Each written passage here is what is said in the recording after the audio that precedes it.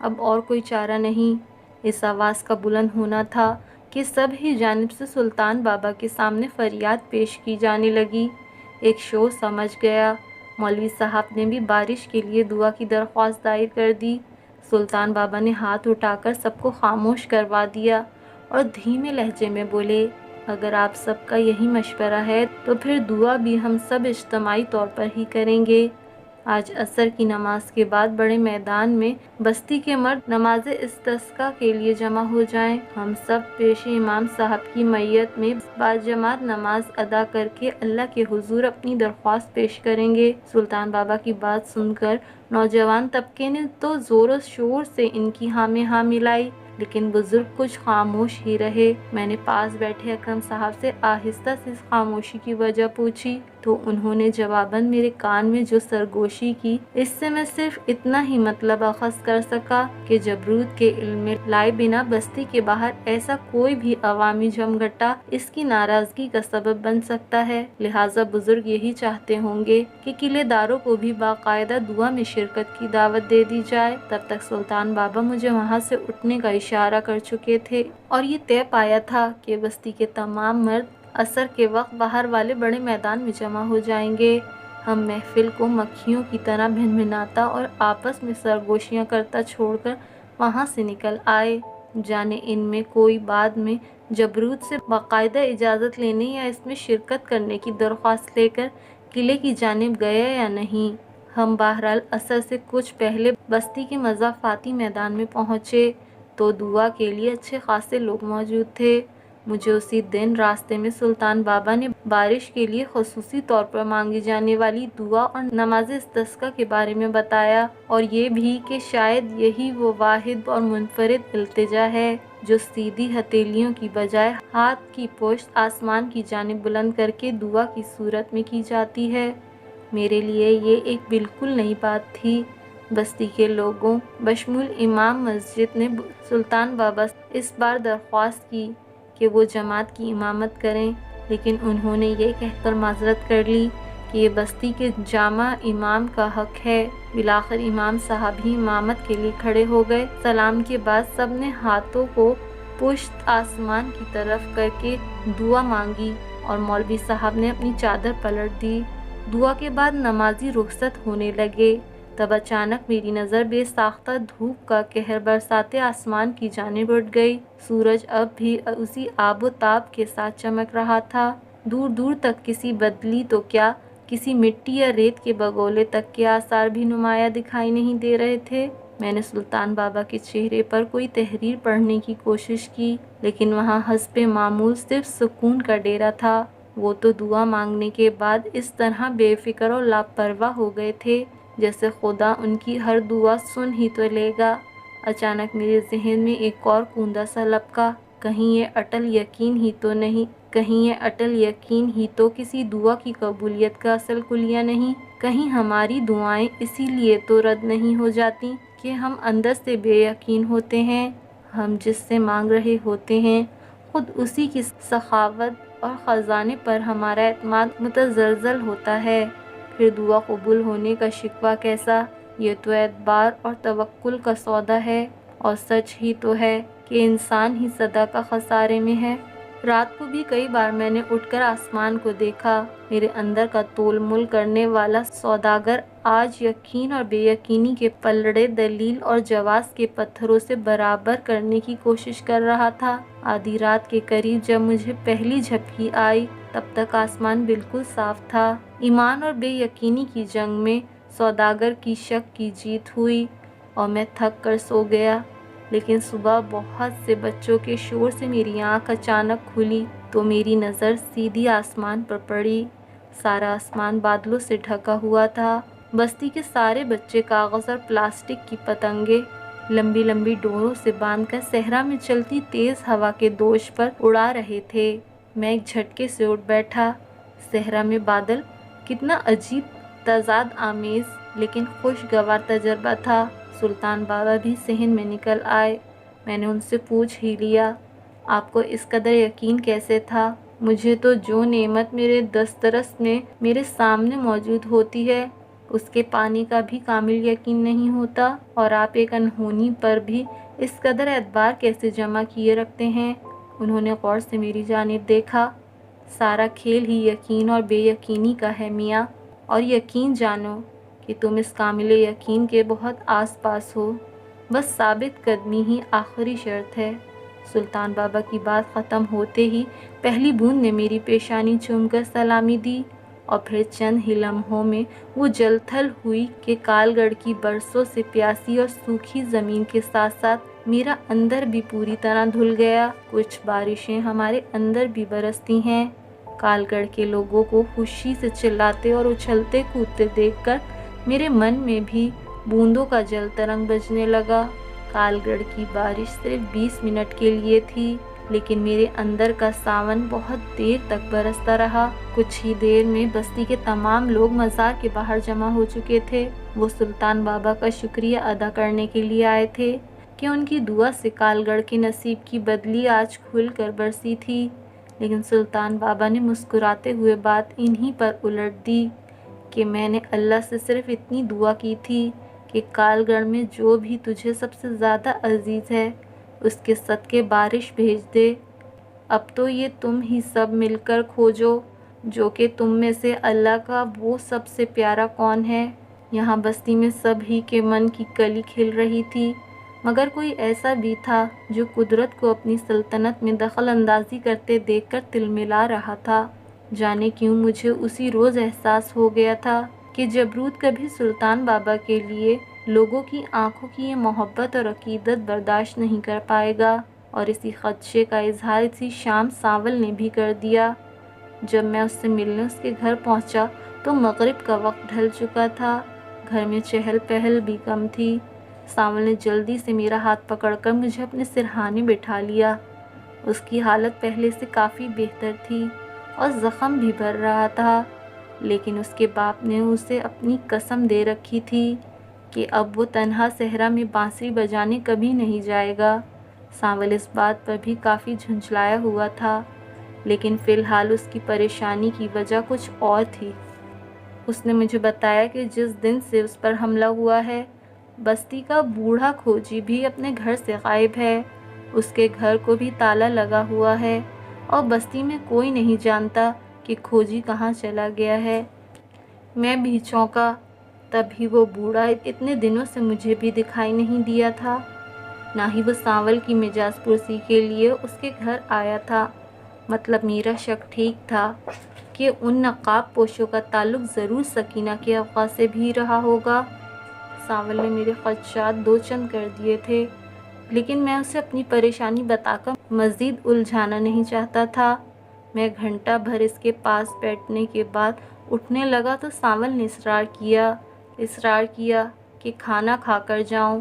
آج نوری کے گھر سے اس کے لیے خاص طور پر گڑ کے چاول بن کر آنے تھے۔ میں نے مسکرا کر اس سے چھیڑا کہ تبھی وہ آج باتیں بھی گڑ کے شیرے جیسی میٹھی کر رہا ہے۔ ہائے یہ جذبے، پل میں ہمیں کتنا کڑوا اور دوسرے پل میں ہمیں کتنا شیریں کر دیتے ہیں۔ کچھ ایسی الٹ پلٹ مچاتے ہیں ہمارے اندر کہ ہم خود اپنا اصل بھی بھول جاتے ہیں۔ میں بھی سانول کی آنکھوں سے پھوٹتی محبت کی وہ میٹھی آنچ پورے کمرے میں پھیلتی چھوڑ کر وہاں سے نکل آیا۔ سانول کو میں نے بڑی مشکل سے سمجھایا کہ سلطان بابا مزار پر میرے انتظار کرتے ہوں گے، لہٰذا میں کل پھر آؤں گا اور نوری کے گھر سے آئے گڑ کے چاول بھی ضرور کھاؤں گا۔ میں سانول کے کمرے سے باہر نکلا تو چند عورتیں لمبے لمبے گھونگھٹ نکالے گھر میں داخل ہو رہی تھیں۔ ان کے ساتھ ساتھ سانول کی ماں بھی تھی۔ میں نے سر جھکا کر سلام کر کے آگے بڑھنے لگا تو سانول کی ماں نے میرے سر پر ہاتھ رکھ کر دعا دی۔ شالا چھوٹا پیر جیوے، کائنات کی ساری مائیں شاید ایک ہی مٹی سے گوندھی ہوئی ہوتی ہیں، آنسوؤں، دعاؤں اور خدمت کی مٹی۔ مجھے مما یاد آ گئیں اور میری آنکھیں بھیگ گئیں۔ میں دروازے سے نکل ہی رہا تھا کہ میرے عقب میں ایک سہمی اور ڈری ہوئی سی نازک سی آواز ابھری، چھوٹے پیر جی۔ میں ٹھٹک کر پلٹا اور حیرت زدہ برآمدے کے ستون کی آڑ میں نوری کو اپنا سراپا سمیٹتے ہوئے دیکھا۔ اس نے بھی علاقے کی ریت کے مطابق لمبا سا گھونگھٹ نکالا ہوا تھا۔ اور میں اس کے وجود کی لرزش اتنی دور سے بھی محسوس کر سکتا تھا۔ باقی عورتیں اندر کی جانب بڑھ چکی تھیں اور اس وقت صرف ہم دونوں ہی صحن میں موجود تھے۔ اس نے مجھے روک تو لیا تھا، پر خود اس کا بس چلتا تو اگلے ہی لمحے وہاں سے ہوا ہو جاتی۔ میں نے ہلکے سے کھنکار کر اسے متوجہ کیا۔ وہ ہڑبڑا سی گئی۔ وہ جی چھوٹے پیر جی، آپ اس سے کہیں نا کہ وہ شہر چلا جائے، یہاں اس کی جان کو بہت خطرہ ہے۔ آپ کہو گے تو نہ نہیں کرے گا، بہت سنتا ہے آپ کی۔ مجھے نوری کی تشویش کا اندازہ تھا۔ آپ اطمینان رکھیں، میں سانول سے بات کروں گا۔ میں بات ختم کر کے دروازے سے باہر نکل آیا۔ عورت کا دامن کچھ یوں بھی سدا ہی سے کوڑا ہوتا ہے، لیکن ان علاقوں میں تو زور سے چلتی ہوا بھی اسے داغدار کر دیتی ہے۔ وہ معصوم لڑکی سانول کی محبت میں شاید چند لمحوں کے لیے یہ بھی بھول گئی تھی، لیکن مجھے ریت اور رواج کی حدیں یاد تھیں۔ ساری بستی ہی کو چند دن میں اندازہ ہو گیا تھا کہ سانول کی مجھ سے گاڑی جھنتی ہے، اور وہ ضدی لڑکا میری بات کا بہت مان رکھتا ہے۔ یہ اسی مان کا بھروسہ تھا جس نے نوری سے آج مجھ سے بات کرنے کا حوصلہ بخشا تھا۔ میں خود بھی سوچ رہا تھا کہ سانول سے کہوں کہ کچھ عرصے کے لیے یہاں سے دور چلا جائے۔ دشمن اگر انجانا ہو تو وہ دوہرا خطرناک ہو جاتا ہے، اور ہمیں اس وقت ایسے ہی کسی چھپے ہوئے دشمن کا سامنا تھا۔ میں اپنی سوچوں میں گم صحرا کے اونچے ٹلے پار کرتا ہوا مزار کی جانب بڑھ رہا تھا۔ اچانک مجھے داہنی طرف کے ٹلے کے پیچھے سے چند غراہٹیں سنائی دیں۔ میں ٹھٹک کر رک گیا۔ غراہٹ بھی رک گئی۔ میں نے کالے کو آواز لگائی، لیکن کالا ہوتا تو ایسے چھپتا ہی کیوں؟ میں نے پھر قدم بڑھائے ہی تھے کہ ٹلے کے پیچھے سے دو خوفناک قسم کے کتے ایک دم ہی میرے سامنے آ گئے۔ یہ جبروت کے کتوں کے ٹولوں میں سے تو نہیں تھے، لیکن ان کے تیور بھی اس وقت کچھ ویسے ہی تھے۔ مجھے احساس ہوا کہ بچپن سے میرے اندر چھپا کتوں کا خوف ایک دم ہی میرے سارے وجود پر طاری ہو گیا ہے، اور میں ٹھیک اسی طرح اپنی جگہ پر منجمد ہو گیا جیسے بچپن میں کسی کتے کے غرانے پر اپنے پیروں سے جان نکل جانے پر ہو جاتا تھا۔ کتوں نے رقم بھرنے کے لیے اپنے جسم کو تولا۔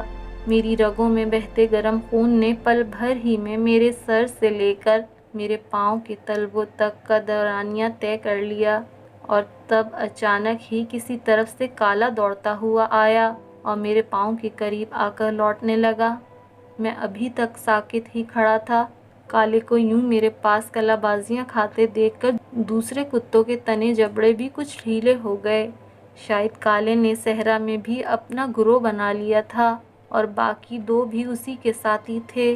میں نے ایک گہری سی سانس لی اور آگے بڑھ گیا۔ جانے یہ جانور آپس میں کون سی بولی بولتے ہوں گے، کیسے ایک دوسرے کو اپنی بات سمجھاتے ہوں گے، ان کے لفظ کیسے ہوتے ہوں گے۔ ابھی ابھی کالے نے میری جان کے دشمن بنے ان خوفناک کتوں کو کیسے سمجھایا ہوگا کہ یہ تو میرا دوست ہے، تم بھی اسے کچھ نہ کہنا، اور کتنی جلدی وہ کالے کی بات مان بھی گئے۔ ہم انسانوں کی طرح کسی گج بخشی یا تکرار میں پڑے بنا انہوں نے کیسے اپنے دوست کی بات مان لی؟ شاید یہ اس دور کے انسانوں کو بہت سی باتیں ان جانوروں سے سیکھنے کی ضرورت تھی۔ اچانک میرے ذہن میں ایک کوندہ سا لپکا، کہیں یہ لفظ صرف ہم انسانوں ہی کی مجبوری تو نہیں ہوتے، رابطے کے کئی اور ذرائع بھی تو ہوتے ہوں گے، جیسے ان جانوروں کا آپس میں رابطہ، اور پھر وہ رابطہ، وہ جذبہ، وہ پیام ہی کیا جسے لفظوں یا زبان کی ضرورت محسوس ہوتی ہو۔ بات تو تب ہے جب بنا کچھ کہے وہ ہمدم سب جان لے، جیسے ابھی کچھ دیر پہلے ہی کالے کا اپنے ساتھیوں کو بھیجا گیا وہ خاموش پیغام تھا۔ شاید یہ لفظ ہم کم ظرفوں ہی کی پہچان ہوتے ہیں۔ انہی خیالوں میں گم میں مزار کے سامنے والا بڑا ٹیلا طے کر کے جیسے ہی نیچے اترا تو میرے پاؤں جیسے ریت پر گڑ کر رہ گئے۔ مزار کے باہر جبروت کی جیپ کھڑی تھی۔ اتنی رات گئے جبروت یہاں کیا لینے آیا تھا؟ دل سے دھواں اٹھتا ہے۔ مجھے جبروت کی جیپ مزار کے باہر کھڑی دیکھ کر جو پہلا جھٹکا لگا تھا، میں اسی کے زیر اثر تقریباً دوڑتے ہوئے مزار کے بیرونی دروازے تک پہنچا ہی تھا کہ اندر سے جبروت کا خاص کارندہ اکرم لمبے لمبے قدم اٹھاتے ہوئے باہر نکلا اور مجھ پر ایک نگاہ غلط ڈالتا ہوا جیپ میں سوار ہو گیا، جہاں ڈرائیور سمیت ایک دو محافظ پہلے ہی سے بیٹھے ہوئے تھے۔ جیپ آگے بڑھ گئی۔ سلطان بابا صحن میں ہی اپنی مخصوص جگہ پر بیٹھے تسبیح گھما رہے تھے۔ میں پھولی ہوئی سانسیں لیے ان کی جانب بڑھا۔ یہ لوگ یہاں کیا کرنے آئے تھے؟ مجھے دھمکانے آئے تھے؟ لیکن ڈھکے چھپے لفظوں میں مزید الجھ گیا۔ پوری بات بتائیں۔ سلطان بابا اٹھ کھڑے ہوئے۔ جبروت کا پیغام لائے تھے کہ یہاں اس کا سکہ چلتا ہے، لہٰذا آئندہ کوئی بھی اجتماع کرنے سے پہلے اس سے اجازت ضرور لے لی جائے۔ میں نے تشویش بھری نظروں سے سلطان بابا کی جانب دیکھا، گویا میرے خدشات ایک ایک کر کے سچ ثابت ہو رہے تھے۔ تو آپ نے کیا جواب دیا؟ وہی جو مجھے کہنا چاہیے تھا کہ ہم فقیر لوگ ہیں، ہمارا تو گزارا ہی مانگ کر ہوتا ہے۔ گویا انہیں سانول کا تم سے ملنا جلنا بھی پسند نہیں تھا۔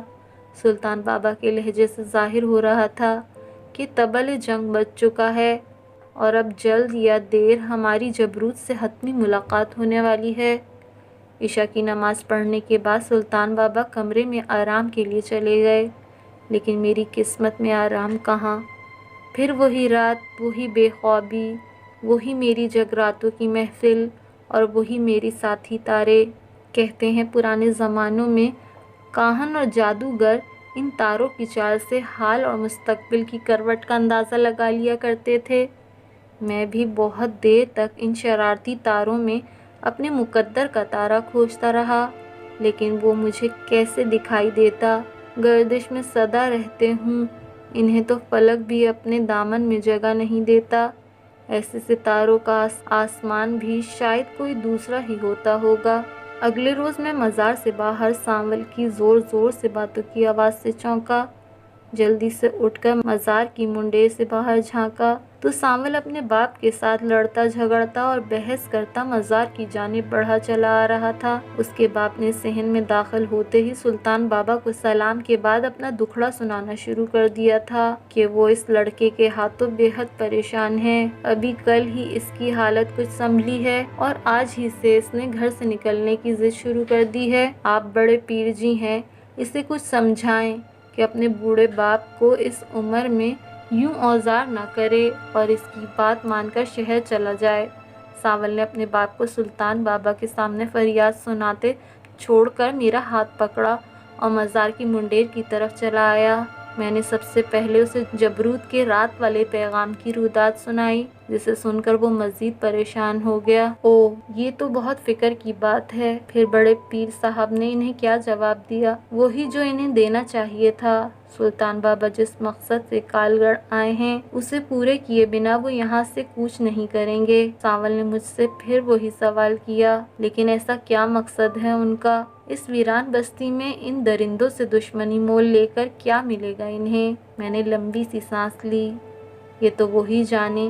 ویسے بھی میں ان سے زیادہ سوال نہیں کرتا، سوچنے اور فیصلہ کرنے کا اختیار صرف انہی کو دے رکھا ہے میں نے۔ لیکن تم اپنے گھر والوں کی بات کیوں نہیں مان لیتے؟ وہ سب تمہاری بھلائی کے لیے ہی تو کہتے ہیں۔ کچھ عرصے کے لیے منظر سے ہٹ جاؤ، اسی میں تمہارے اپنوں کی خوشی ہے۔ سانول نے تنگ آ کر سر پٹخا۔ جانتے ہو، میں ایک پل کے لیے بھی اس سے دور نہیں جا سکتا، اس کے بنا تو میری بانسری سے سر بھی نہیں نکلتا، اور اگر تمہاری دھن اور تمہارے من کی تان بھی تم سے یہی التجا کرے تب۔ سانول نے چونک کر میری جانب دیکھا۔ کیا مطلب؟ میں نے گزشتہ شام نوری سے ہوئی ساری بات بتا دی۔ سانول مضطرب ہونے کے ساتھ ساتھ کچھ دلگیر بھی ہو گیا۔ وہ بھی یہی چاہتی ہے کہ میں بستی چھوڑ کر چلا جاؤں، وہ جس کے لیے میں سارے زمانے سے لڑتا پھرتا ہوں، وہ بھی زمانے کے ساتھ مل گئی ہے۔ میں نے سانول کو ڈانٹا۔ بے وقوفی کی باتیں نہ کرو، وہ تم سے شدید محبت کرتی ہے، تبھی تمہاری فکر میں گھلتی رہتی ہے۔ اب اور ضد نہ کرو، اور پھر تم خود بھی تو یہی کیلے داروں کی غلامی سے چڑھتے ہو، تو پھر اپنی نوری کو پانے کے لیے یہ عارضی جدائی تو برداشت کرنی ہی پڑے گی۔ سوچو، وہ بھی تمہاری جدائی سے اتنی ہی پریشان ہوگی جتنا تم، لیکن وہ بیچاری تو لڑکی ہونے کی وجہ سے کسی سے اپنا درد بھی نہیں کہہ سکتی۔ تم ہی کچھ احساس کرو۔ سانول نے بے بسی سے میری جانب دیکھا۔ آخر کار گھنٹہ بھر کی بحث کے بعد اس نے ہتھیار ڈال دیے اور میں اس کا ہاتھ پکڑے اس کے باپ کے پاس چلا آیا۔ آپ کو مبارک ہو، سانول نے شہر جانے کی حامی بھر لی ہے۔ سانول کے باپ کو پہلے تو یقین نہیں آیا کہ یہ پہاڑ اتنی آسانی سے سر ہو گیا ہے۔ اس نے حیرت سے سلطان بابا کی طرف دیکھا۔ سلطان بابا مسکرائے۔ حیران ہونے کی ضرورت نہیں، ہمارے عبداللہ میاں ایسے کرشمے دکھاتے رہتے ہیں۔ بھائی میں تو کہتا ہوں کہ اس کا نام عبداللہ کی جگہ ساحر ہونا چاہیے تھا۔ لگتا ہے تمہارے بیٹے پر بھی اس کا جادو چل گیا ہے۔ سلطان بابا کی اس شرارت پر مجھ سمیت سانول اور اس کا باپ بھی مسکرا دیے۔ مزار سے نکلتے ہوئے سانول نے دھیرے سے میرے کان میں کہا، لیکن میری بھی ایک شرط ہے، میں نوری سے ملاقات کیے بنا یہاں سے نہیں جاؤں گا، اور یہ ملاقات کل شام ہی ہوگی۔ تمہیں صرف اتنا کرنا ہے کہ کل کسی طرح مجھے گھر سے تنہا نکلنے کی اجازت دلوا دو، باقی انتظام میں خود کر لوں گا۔ میں نے مسکرا کر اس کی پیٹھ تھپتھپائی۔ تو تم نے بھی سودے بازی سیکھ لی ہے؟ ٹھیک ہے، کل عصر کے بعد تیار رہنا، میں تمہیں لینے آؤں گا۔ سانول کے جانے کے کچھ دیر بعد ہی مزار کی بیرونی دیوار سے پرے کالے کی مخصوص غراہٹ گونجی۔ میں روٹی اور پانی لے کر باہر آیا تو دور کالے کی پشت پر میں نے اس کے دونوں دوستوں کو بھی ٹلے کے اوپر کھڑے دیکھا۔ میں نے اس کے لیے روٹی ڈالی اور انہیں اشارہ کیا کہ وہ بھی آ کر اپنے دوست کے ساتھ شریک ہو جائیں، لیکن شاید فی الحال وہ دونوں کچھ شرمیلے تھے۔ میں اندر سے روٹی لے آیا اور پانی میں بھگو کر خود دور مزار کی دیوار کے پاس چلا گیا۔ مجھے مزار کی طرف بڑھتے دیکھ کر کالے کا دوست بھی ٹیلے سے اتر آئے۔ اگلے روز عصر کے بعد میں سانول کے گھر پہنچا تو وہ پہلے ہی سے تیار بیٹھا تھا۔ سانول کو میرے ساتھ گھر سے باہر نکلتا دیکھ کر اس کے ماں باپ کے دل میں جو تھوڑا بہت تذبذب تھا وہ بھی ختم ہو گیا۔ میں نے بستی سے باہر نکلتے ہوئے اس سے پوچھا، اب کیا ارادہ ہے؟ کیا سیدھے نوری کے دروازے پر جا بیٹھو گے؟ سانول زور سے ہنس پڑا۔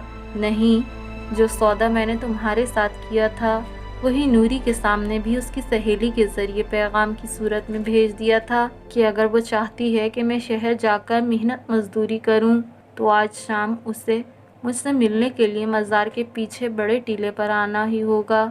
میں نے حیرت سے سانول کو دیکھا۔ تو کیا وہ مان گئی؟ اس نے تمہیں کوئی جواب بھی دیا کہ نہیں؟ سانول مسکرایا۔ نہیں، جواب تو کوئی نہیں آیا اب تک اس کی طرف سے، لیکن میں جانتا ہوں کہ وہ ضرور آئے گی۔ میں نے غور سے سانول کی جانب دیکھا۔ تمہیں اتنا یقین کیسے ہے؟ سانول اپنی ہی دھن میں مگن تھا۔ ساری بات ہی یقین کی ہے چھوٹے پیر جی۔ میں زور سے چونکا۔ میرے ذہن میں سلطان بابا کا جملہ گونجا، سارا کھیل ہی یقین اور بے یقینی کا ہے میاں۔ کیا ہمارے یقین میں واقعی اتنی طاقت ہوتی ہے کہ ہمارے مجبور اور معاشرے کے قیدی محبوب کو بھی گھر سے نکال کر اس ویران تپتے صحرا میں ہمارے سامنے کھڑا کر سکتا ہے؟ اگر زمین والوں پر اس یقین کا اتنا گہرا اثر ہے تو پھر عرش بری والے کی آمد کا کیا حال ہوگا، جو ہمارے ایک قدم کے بدلے 70 قدم ہماری جانب بڑھائے چلے آتا ہے؟ اور پھر میں نے دور ہی سے مزار سے پرے ٹیلے پر نوری کی سرخ اوڑھنی کو سانول کے کارے یقین کی صورت میں لہراتے ہوئے دیکھ لیا۔ وہ شاید اپنی کسی سہیلی کے ساتھ آئی تھی جو بظاہر ٹیلے پر اگی ایک خاص جنگلی بوٹی چننے میں مشغول تھی جسے جوڑوں کے درد کی دوا میں استعمال کیا جاتا تھا۔ یہ محبت بھی ہمیں کیسے بہانے سکھا دیتی ہے۔ شاید محبت خود دنیا کی سب سے بڑی بہانے باز ہوتی ہے۔ میں مزار کی منڈیر کے قریب ہی رک گیا۔ سانول کو نوری کی جانب آتا دیکھ کر اس کی سہیلی نے نوری کے کان میں کوئی سرگوشی کی اور ہنستی ہوئی کچھ فاصلے پر چلی گئی۔ ٹیلے اور مزار کی منڈیر میں کافی فاصلہ تھا۔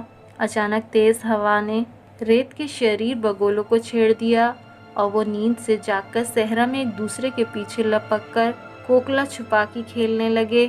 سانول ریت میں پیر دھنساتا نوری کے قریب پہنچ چکا تھا۔ نوری سر جھکائے کھڑی تھی۔ مجھ سے ریت کے ایک شریر بگولے نے کہا، جانتے ہو وہ آپس میں کیا بات کر رہے ہیں؟ ہاں، میں جانتا ہوں۔ سبھی بچھڑنے والوں کی بولی ایک جیسی ہوتی ہے، کچھ گلے، کچھ شکوے، کچھ دعوے اور کچھ وعدے، کبھی نہ پورے ہونے والے وعدے۔ سانول بھی نوری سے کچھ ایسے ہی وعدے کر رہا تھا۔ جانے مجھے اتنی دور سے بھی ایسا کیوں محسوس ہوا کہ جیسے نوری رو رہی ہو۔ سانول اسے تسلیاں دے رہا تھا۔ یہ لڑکیاں بھی کتنی عجیب ہوتی ہیں، پہلے تو خود ہی اپنے سے دور بھیجنے کی جتن کرتی ہیں اور پھر خود ہی جدائی کا سوچ کر رو پڑتی ہیں۔ اچانک ہی زہرہ کی یاد نے میرے وجود کے ہر روئے پہ اپنا قبضہ جما لیا۔ وہ پورا صحرا جیسے زہرہ کی یاد کا ایک دریا بن گیا۔ کیا اسے بھی میری یاد آتی ہوگی؟ کیا وہ بھی نوری کی طرح آنسو بہاتی ہوگی؟ زمانہ چاہے صدیوں ہی پر محیط کیوں نہ ہو، محبوب سے ہوئی ملاقات ہمیشہ پل بھر کی ہی لگتی ہے۔ سو نوری اور سانول کی ملاقات کے وہ چند پل بھی پلک جھپکتے ہی بیت گئے۔ نوری اپنی سہیلی کے ساتھ ٹیلے سے اتر کر بستی کی جانب چل پڑی اور جاتے جاتے پلٹ کر ٹیلے پر کھڑے گمسم سے سانول کو دیکھتی رہی، جس کی آنکھ سے ٹپکے اس آنسو کی چمک میں ڈوبتے سورج کی کرنوں میں یہاں اتنی دور سے بھی دیکھ سکتا تھا۔ خود نوری بھی بار بار پلو سے اپنی بھیگی پلکیں پوچھ رہی تھی۔ ایک اور الوداع، ایک اور عذاب جو سانول اور نوری کی جدائی کی صورت میں میری روح کو جھیلنا پڑ رہا تھا۔ نوری کے جانے کے بعد بھی سانول وہیں ٹیلے پر کھڑا اس جانب دیکھتا رہا جہاں ریت پر نوری کے قدموں کے نشان گئے تھے۔ میں نے اس کی تنہائی میں دخل دینا مناسب نہیں سمجھا۔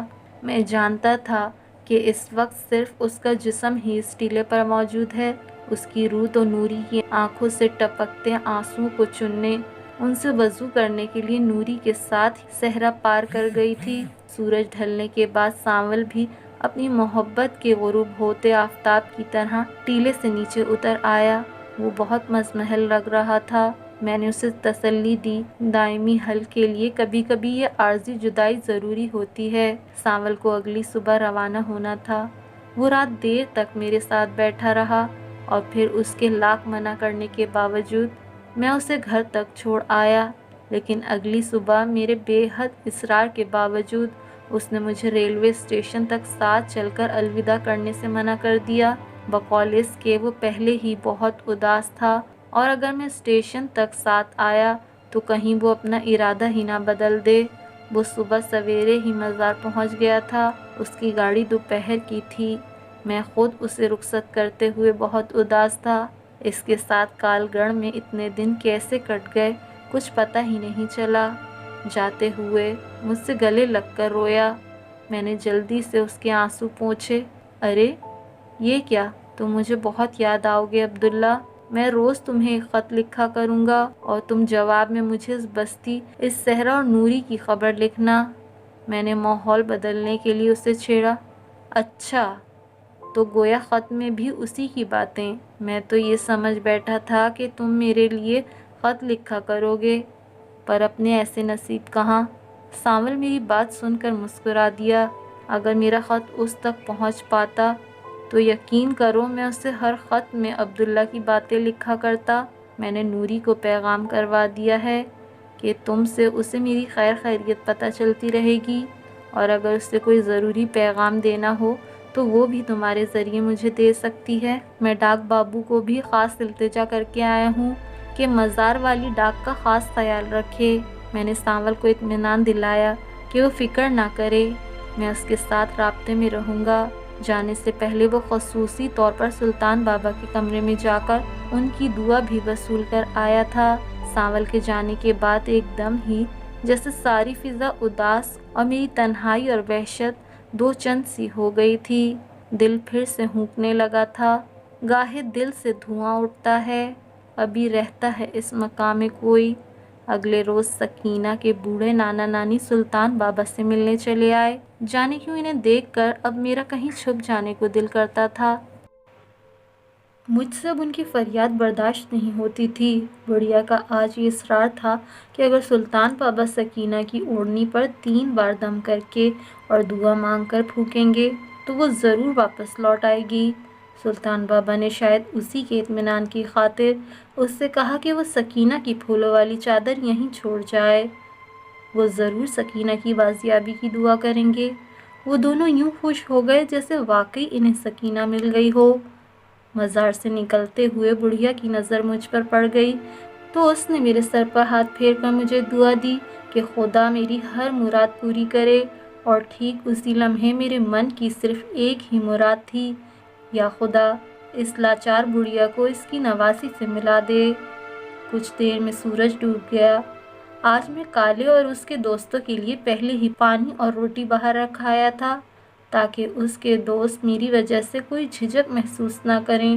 تھوڑی دیر بعد ان کی غراہٹوں کی آواز بھی باہر سے بلند ہونے لگی، لیکن خلاف معمول کالا مزار کے سامنے آ کر بھونکنے لگا۔ اس نے پہلے کبھی ایسا نہیں کیا تھا۔ جانے کیا بات تھی؟ جب تو اتر سے آتی آواز نہ رکی تو مجھے مجبوراً اٹھ کر مزار کے باہر جانا پڑا۔ وہ مزار کے مرکزی دروازے سے کچھ ہٹ کر کھڑا تھا۔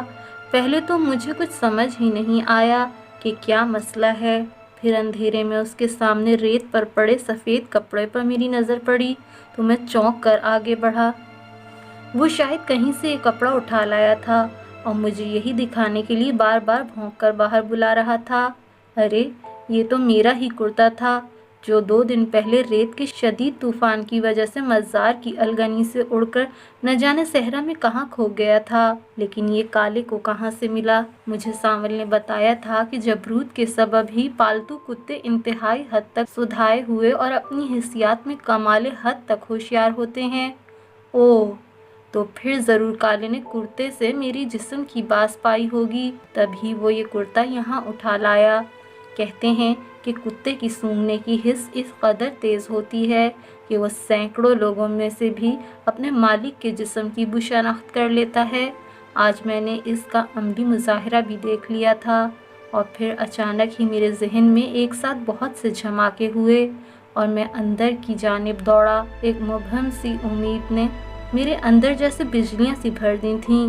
میرے کمرے میں ابھی تک سکینہ کی اوڑھنی پڑی ہوئی تھی جو آج اس کی نانی سلطان بابا کے پاس چھوڑ گئی تھی۔ اگر سکینہ اسی صحرا میں کہیں بھٹک رہی ہے تو شاید کالا اس کے دوپٹے میں بسی خوشبو پا کر اس کا بھی کوئی کھوج نکال لائے۔ میں اوڑھنی لے کر دوبارہ سی رفتار سے بھاگتا ہوا باہر آیا اور کالے کے سامنے اس پھٹی ہوئی چادر کو ڈال دیا۔ وہ کچھ دیر چاروں طرف گھوم کر اس کو سونگھتا رہا۔ مجھے کچھ سمجھ میں نہیں آ رہا تھا کہ اسے کیسے سمجھاؤں کہ ہمیں اس اوڑھنی والی کو تلاش کرنا ہے۔ کالا اوڑھنی سونگھ کر پھر میرے ارد گرد چکر لگانے لگا۔ شاید اسے میری بات سمجھ میں نہیں آئی تھی۔ میں نے اوڑھنی زمین سے اٹھا کر اس کا ایک گولا سا بنایا اور اسے صحرا میں اچھال دیا۔ کالا فوراً بھاگا اور چادر کے قریب پہنچ کر بھاگنے لگا۔ اس بار شاید وہ میرا مدعا جان گیا تھا۔ اب وہ زور زور سے بھونک کر چادر کے گرد چکر کاٹ کر مزار کی جانب دوڑ جاتا اور پھر واپس اپنی جگہ پر آ کر بھونکنے لگتا۔ میری رگوں میں خون کا دورانیہ بڑھنے لگا، گردش تیز ہو کر میری نسوں سے انگارے بھر گئی۔ میں صحرا میں کالے کے پیچھے لپکا۔ وہ جس طرح خاص سدھائے ہوئے کتوں کی طرح کچھ قدموں کے بعد رک کر میرا انتظار کرتا اور پھر بھاگنے لگتا۔ اس سے صاف ظاہر ہوتا تھا کہ وہ اوڑھنی والی کے بارے میں کچھ جانتا ہے۔ میں اس کے نقش قدم پر دوڑتا ہوا صحرا پار کر رہا تھا۔ کالے کا رخ بستی کی جانب تھا اور کچھ ہی دیر میں ہم نصف شب کے وقت خواب خرگوش کے مزے لیتے ہوئے کال گڑھ کی ان گلیوں میں دھول اڑا رہے تھے۔ کالا بنا رکے آگے بڑھتا گیا۔ میرا سانس پھول چکا تھا اور قدم جواب دے رہے تھے، پھر بھی میں ایک انجانی قوت کے زیر اثر کالے کے پیچھے دوڑتا رہا۔ پھر بستی کے آخر کالے کے قدم ایک جگہ جم سے گئے اور اس نے بھونک بھونک کر آسمان سر پر اٹھا لیا۔ میں بھی اپنی جگہ ساکت ہو گیا۔ کالا اپنے پنجوں سے جس دیوار کو بار بار کھرچ رہا تھا وہ جبروت کے قلعے کی 4 دیواری تھی، مطلب کہ دیوار کے اس پار موجود تھی۔ اس وقت میرا بھی دل شدت سے یہ آرزو کرنے لگا کہ کاش میرے ناخن بھی اس کی طرح تیز ہو جائیں اور میں کالے کے ساتھ مل کر اس پتھر کی دیوار کو کھرچ کھرچ کر ڈھا دوں، یا اس میں نقب لگا کر اپنے قلعے کے اندر گھس کر سکینہ کو کہیں سے بھی ڈھونڈ نکالوں۔ لیکن اس وقت ہم دونوں ہی شدید بے بس تھے، بلکہ شاید ٹھیک اسی لمحے اس جانور کے اختیار کی حدیں مجھ سے کہیں بڑھ کر ہی تھیں۔ تھکے قدموں سے ہم دونوں صحرا کی طرف لوٹ گئے۔ جب میں مزار کے احاطے میں داخل ہو رہا تھا تب سلطان بابا تہجد کی نماز ادا کر کے اٹھ ہی رہے تھے۔ میرے ہاتھ میں سکینہ کی چادر دیکھ کر کچھ چونکے۔ کیوں میاں، किस खोज में रहे दिन भर। मैंने इन्हें सारी रुदात सुना दी। पूरी बात सुनकर उन्होंने गहरी सांस ली। लगता है कोई बड़ा इम्तिहान सर पर है। या अल्लाह, हमें साबित कदमी अता कर। उन्होंने दुआ के लिए हाथ उठा दिए और मैं यही सोचकर परेशान होता रहा कि अगर सकीना वाकई जबरूद के किले में कहीं कैद है तो उसे निकालने के लिए पूरी फौज दरकार होगी, क्योंकि इसके इलाके में पत्ता हिलाने के लिए भी जबरूद की इजाज़त दरकार होती थी। इस सोच में खबर नहीं हुई कि जाने कब सूरज निकला और मेरे वजूद में धूप के नेज़े गड़ने लगे। मैं तब चौंका जब मेरे माथे पर बहता पसीना टिप टिप मज़ार के सहन में बिछी रेत पर गिरकर जज्ब होने से पहले ही फिज़ा में तहलील होने लगा। सुल्तान बाबा के टोकने पर मैं तपती धूप से हटकर गर्म साए में जा बैठा, लेकिन अभी भी मेरे मुक़द्दर में बहुत कड़ी धूप बाकी थी। कुछ ही देर में मज़ार के बाहर कुछ आवाज़ें बुलंद हुईं और अकरम साहब नूरी के वालिद और किसी दूसरे बुज़ुर्ग के साथ मज़ार के अहाते में दाखिल हुए। उन सब के चेहरे सताए हुए थे और माथे पर शिकने अंदर का हाल बता रही थी। सच है कि चेहरे का आईना शीशा होता है और दिल का आईना चेहरा, लेकिन आज उन सब का आईना धुंधलाया हुआ था। नूरी का बाप बेहद मुस्तरब दिखाई दे रहा था। सुल्तान बाबा के इस्तफार पर बमुश्किल इसके मुंह से सिर्फ एक जुमला निकला, जबरूद ने नूरी का रिश्ता मांग लिया है। मेरे हाथ में अकरम साहब के देने के लिए पकड़ा पानी का गिलास छूटते छूटते बचा। जुमला क्या था? एक ऐसा शदीद धमाका था जो पल भर में पूरे सहरा को तहस नहस कर गया। मैं बेसाख्ता चिल्ला उठा, लेकिन ये कैसे हो सकता है? सारी बस्ती जानती है नूरी सांवल की मंगेतर है और सांवल सिर्फ इसी रिश्ते की तकमील की खातिर अभी कल ही मेहनत मजदूरी के लिए शहर गया है। फिर ये सब कुछ? मेरे लफ्ज़ मेरे अंदर ही घुट कर रह गए। नूरी का बाप तो इस कदर रूहान सा हो गया था कि उससे जवाब में कुछ कहा ही नहीं गया। अलबत्ता कुछ लम्हों बाद अकरम साहब एक लंबा सा सांस लेकर बोले, काश हम सांवल के साथ ही नूरी को भी 2 बोल पढ़ाकर शहर रुखसत कर देते। ये ठीक है कि नूरी को सांवल के घर वालों ने उसके लिए मांग रखा था, लेकिन अभी तक बाकायदा कोई रस्म तो अदा नहीं की गई थी। नूरी की तो मंगनी भी नहीं हुई थी और ऐसी किसी भी सूरत में किसी भी तरफ से लड़की के लिए रिश्ता आ सकता है। हाँ, बस्ती वाले ज़बानी रिश्ते का भी सदा एहतराम करते, लेकिन किसी की नीयत ही अगर बुरी हो तो फिर इसका क्या इलाज। मैंने चौंक कर अकरम साहब की तरफ देखा। उन्होंने सुल्तान बाबा को जो तफसील बताई, इसके मुताबिक जबरूद शायद बहुत पहले ही से इस रिश्ते की ताक में था और उसने मुनासिब मौके पर तीर चलाया था। वो ये तकल्लुफ़ भी सिर्फ नूरी के माँ बाप के इत्मीनान के लिए कर रहा था, वरना बस्ती में किसी के घर में जब कभी किले की तरफ से कोई रिश्ता आया था तब उसके बाद ना तो किसी को इनकार की जुर्रत हुई और ना ही कभी बस्ती में किसी दूसरे घर ने जबरूद के मांगे हुए रिश्ते पर कमन डालने की हिम्मत की थी। इसलिए अगर कभी जबरूद की तरफ से बस्ती में किसी घर की बेरी की तरफ पत्थर आता तो वहाँ मातम अपने डेरे डाल लेता था और फिर हमेशा के लिए इस घर में मौत का सन्नाटा छा जाता था। मैंने जल्दी से अकरम साहब से पूछा, सांवल के बाप का क्या कहना है? वो बेचारा क्या कहेगा? उसके तो हाथ पांव ही फूल गए ये सुनते ही। गरीब का एहतजाज क्या होता है?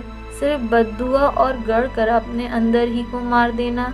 वो चाह कर भी कुछ नहीं कर सकता। साथ ही उसे अपने बेटे की फिक्र भी खाए जा रही है। वो जानता है कि सांवल ये सुनते ही उल्टे पांव बस्ती दौड़ा चला आएगा और सांवल का बाप ये कभी नहीं चाहेगा कि वो अपने जवान बेटे से हाथ धो ले। लिहाजा इसकी पूरी कोशिश होगी कि ये खबर सांवल तक कभी ना पहुँचे, क्योंकि यहाँ जिसने भी किलेदारों से झगड़ा मोल लिया इसके कांधे हमेशा के लिए सर के बोझ से आज़ाद हो गए। अकरम साहब की बात ख़त्म होते ही मज़ार में सन्नाटा सा छा गया। सिर्फ आसपास की चलती लू की साएं और रेत के बगोलों के रक्स का शोर फिज़ा में बाकी रह गया। कुछ बातों की संगीनी का एहसास हमें यकदम नहीं होता, लेकिन फिर जैसे जैसे वक्त गुज़रता है एहसाब की गिराहें खुलने लगती हैं और हमें धीरे धीरे अपनी बेबसी और इस हादसे के मज़मरात का पता चलता है। ठीक यही हाल इस वक्त मेरा भी था। मेरे पास सांवल का पता नहीं था और उसके घर वाले گھر والے اب کسی حال میں مجھے اس کی کوئی خبر نہ دیتے۔ شاید نوری کو شہر میں سانول کے رہنے کی جگہ کی کچھ خبر ہو، لیکن میں نوری سے اس کا پتہ کیسے لے سکتا تھا؟ وہ تو 7 پردوں میں چھپی ہوئی تھی۔ میں تو صرف سانول کے پہلے خط ہی کا انتظار کر سکتا تھا جس کا اس نے مجھ سے وعدہ کیا تھا، لیکن تب تک تو بہت دیر ہو چکی ہوگی۔ جانے نوری کا کیا حال ہوگا، وہ بھی تو کسی بے بس چڑیا کی طرح پھڑپھڑا رہی ہوگی۔ میں اپنی ہی سوچوں میں گم تھا کہ سلطان بابا کی آواز نے مجھے ڈرا ہی دیا۔ آپ لوگوں نے اب کیا سوچا ہے؟ کیا پوری بستی میں کوئی بھی ایسا نہیں جو اس ظلم اور زیادتی کے خلاف آواز بلند کر سکے؟ ان تینوں بزرگوں کے سر ندامت سے جھک گئے۔ کاش کسی میں اتنی جرأت ہوتی۔ ہم تو بس آپ سے دعا کی التجا کرنے آئے ہیں۔ آپ دعا کیجیے کہ اللہ ہمیں اس طرح ظالم شخص کے قہر سے بچا لے۔ سلطان بابا کی آواز بلند ہو گئی۔ میں نے انہیں اتنی تیز آواز میں بات کرتے پہلے کبھی نہیں سنا تھا۔ یہ دعا کا نہیں، عمل کا وقت ہے۔ خدا بھی ان کی حالت کبھی نہیں بدلتا جو خود کو بدلنے کی کوشش نہ کرتے ہوں۔ تیسرے بزرگ نے پہلی مرتبہ گفتگو میں دخل دیا۔ آپ بجا فرماتے ہیں، لیکن اس بستی کی تیسری نسل تک قرضوں میں جکڑی ہوئی ہے۔ ان کی روحیں تک جبروت کی غلام ہیں۔ ان بوسیدہ جسموں سے آپ ایسی کوئی توقع نہ رکھیں۔ شاید ہم سے زیادہ بے بس کوئی اور نہ ہو۔ سلطان بابا نے تسبیح رکھ دی اور گرج کر بولے، ٹھیک ہے، اگر ساری بستی کی روح غلام اور جسم بوسیدہ ہو چکے ہیں تو پھر یہ فریضہ بھی اب مجھے ہی سر انجام دینا ہوگا۔ چلو عبداللہ، مجھے جبروت کے قلعے لے چلو۔ وقت آ گیا ہے کہ اس سے دو بدو بات کر لی جائے۔ سلطان بابا نے پاؤں اپنی جوتی میں ڈالے اور جانے کے لیے اٹھ کھڑے ہوئے۔ تینوں بزرگ حواس باختہ سے ہو گئے۔ یہ آپ کیا کہہ رہے ہیں؟